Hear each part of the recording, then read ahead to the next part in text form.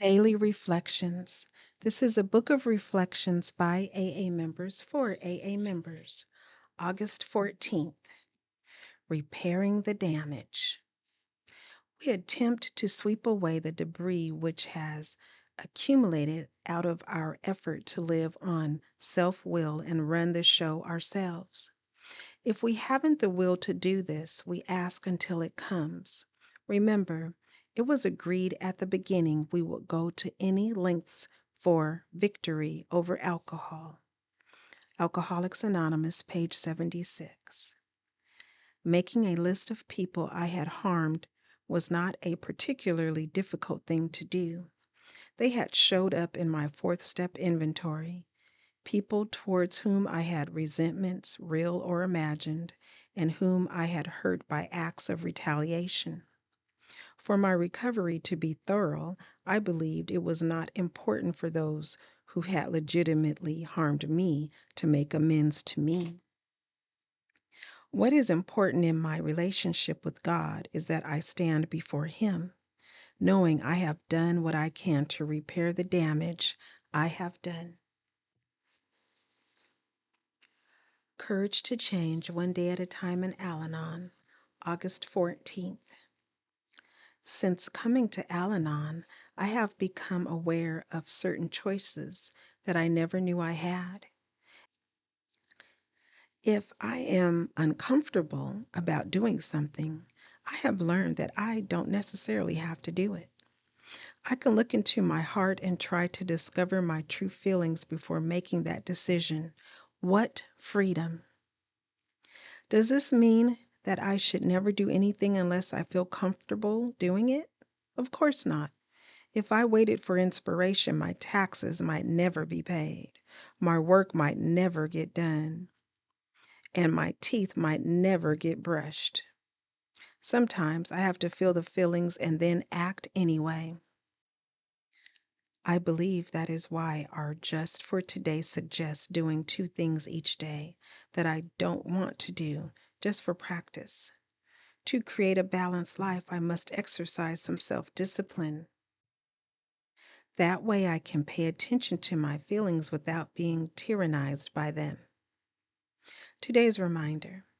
Today I will do something that is good for me even if it feels uncomfortable. There is a quote by M. Scott Peck, and it reads, "Self-discipline is self-caring."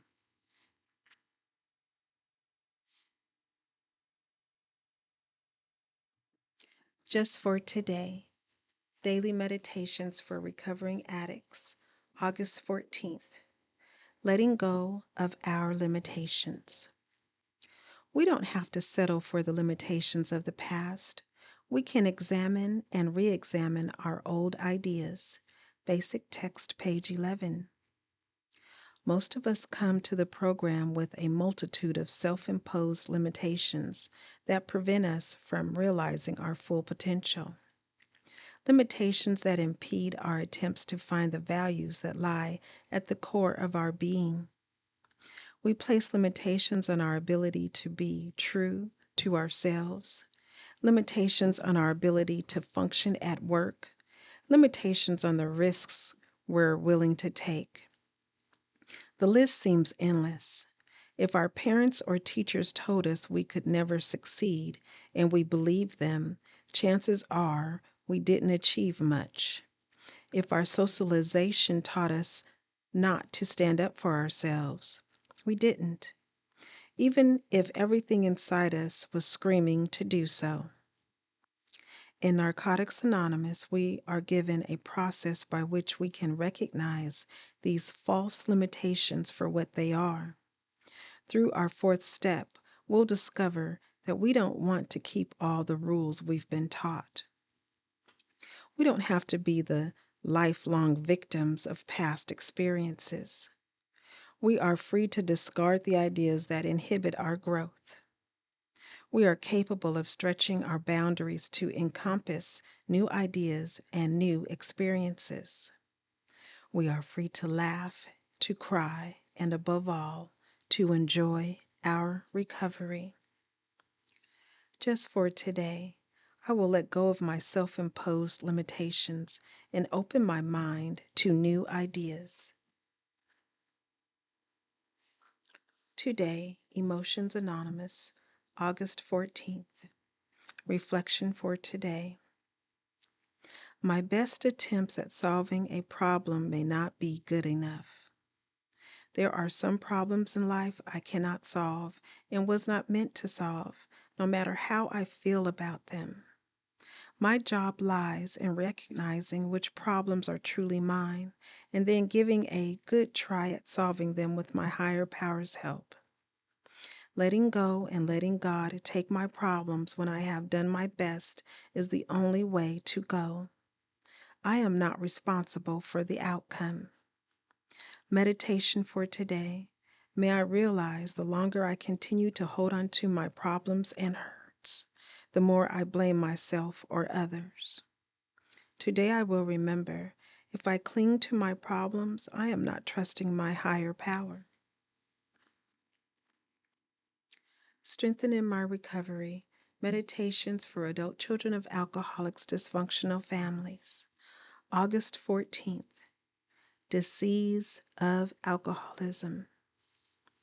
If your parents did not drink, your grandparents may have drank and passed on the disease of family dysfunction to your parents. If alcohol or drugs were not a problem, your home may have been chaotic, unsafe, and lacking nurture like many alcoholic homes. BRB, page 18. Great, Granny did it to Mom, and Mom did it to us. What chance do we have of being able to get well? Even though this was passed down through the generations until it finally got to us, and perhaps to our children and grandchildren, who do we blame?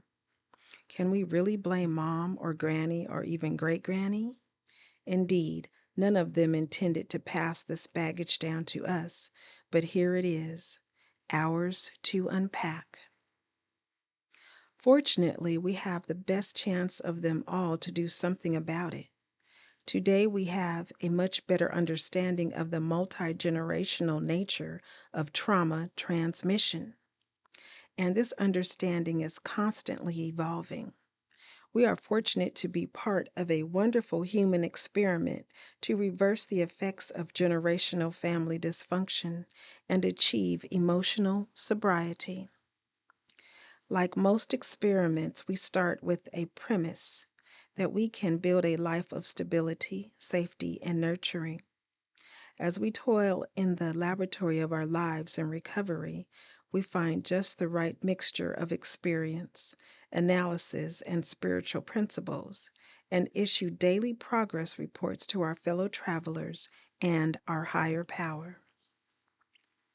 The affirmation reads, "On this day I will note the progress I have made in finding my emotional balance and give myself the privilege of believing I can and will recover."